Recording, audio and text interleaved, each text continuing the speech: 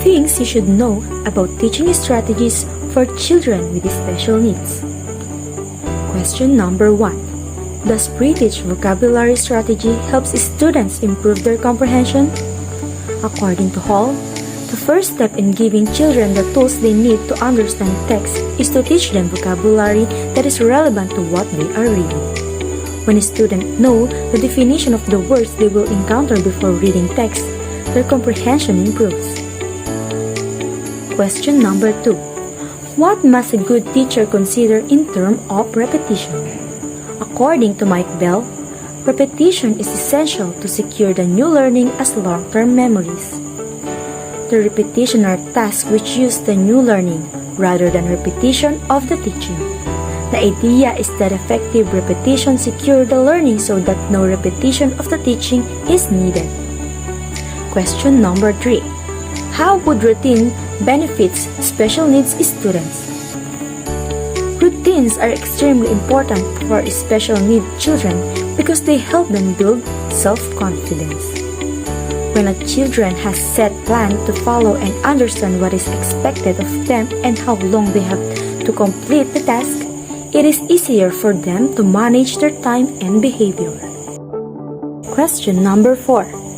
What is the goals of special education, specifically here in the Philippines? According to DepEd, the development and maximization of learning competencies as well as the inculcation of values are specific goals of special education in order to make learners with special needs valuable and productive members of society. Question number 5. Does visual aids give big impact in their learning process?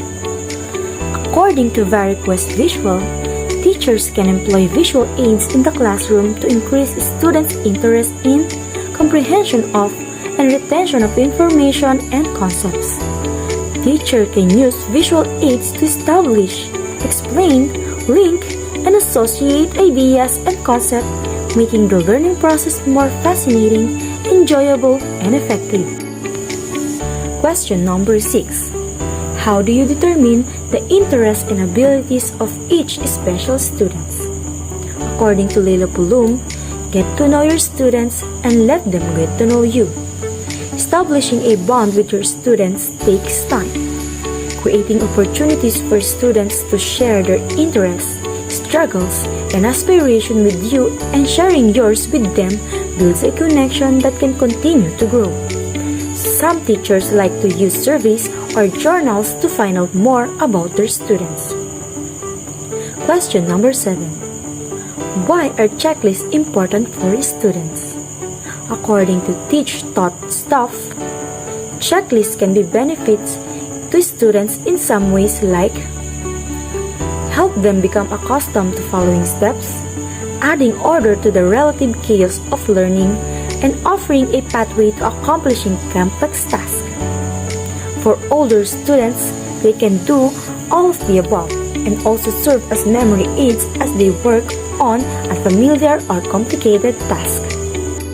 Question number 8. Is it effective to have behavior plan?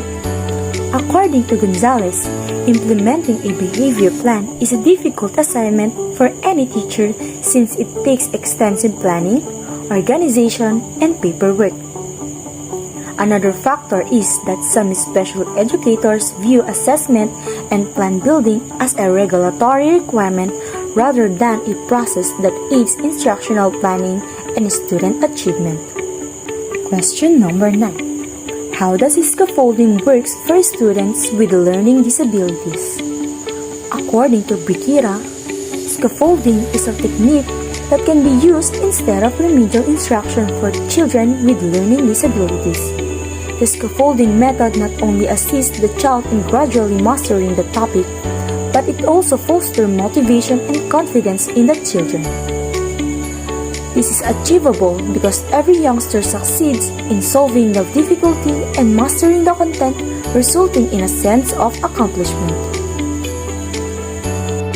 Question number 10. Why is it important to build relationship with students?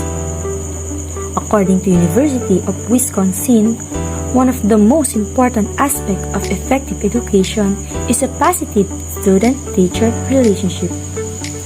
Students' learning and achievement can be improved by building on the foundation of a strong connection and teaching in a way that capitalizes on their abilities, strengths, and experiences. As a result, students' self-confidence may improve, leading to continuing learning and achievement. Question number 11. How do graphic organizers help students with learning disabilities? According to Learning Disabilities Association of America, graphic organizers can help students visualize and construct ideas, organize or sequence information, plan what to write, improve reading comprehension, brainstorm, organize problem and solution, compare and contrast ideas, demonstrate cause and effect, and more. Understanding and remembering information can be greatly aided by the capacity to color code thoughts in an image. Question number 12. Why are formative assessment important for students?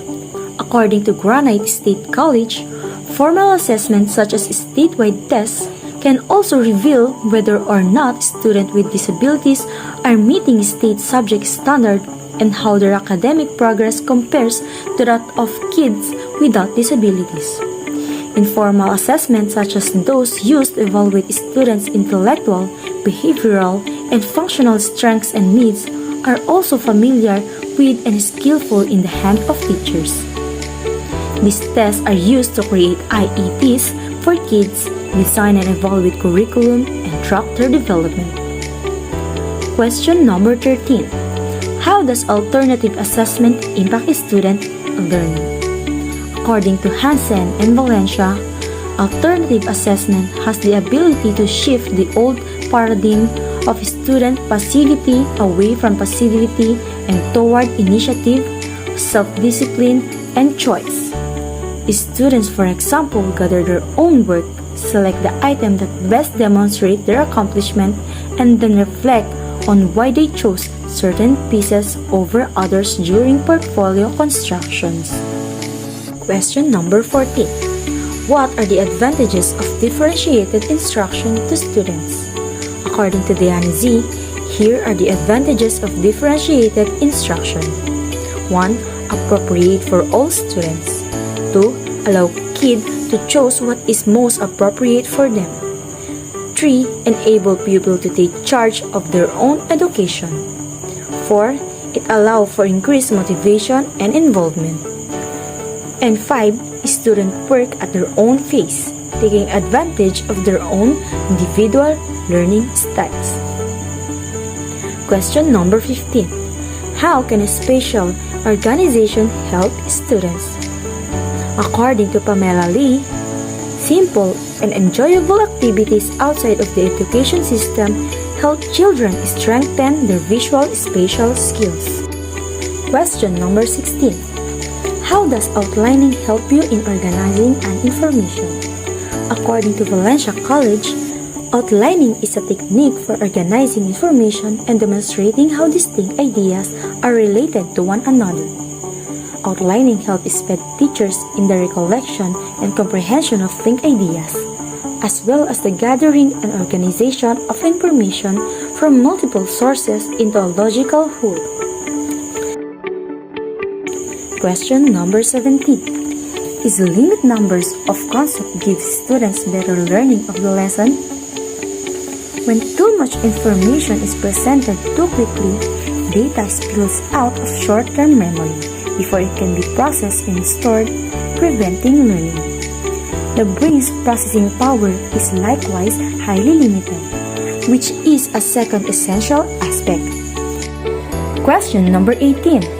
And for the last question, what is the purpose of having a finished product in special education? According to Glossary of Education, the student portfolio is a collection of academic work and other forms of educational evidence put together for the purposes of assessing coursework quality, learning progress, and academic accomplishment. The final product portfolio allows students to reflect on their academic goals and development as learners, as well as to build permanent archive of academic work products, successes, and other documents. That's all for today. Thank you.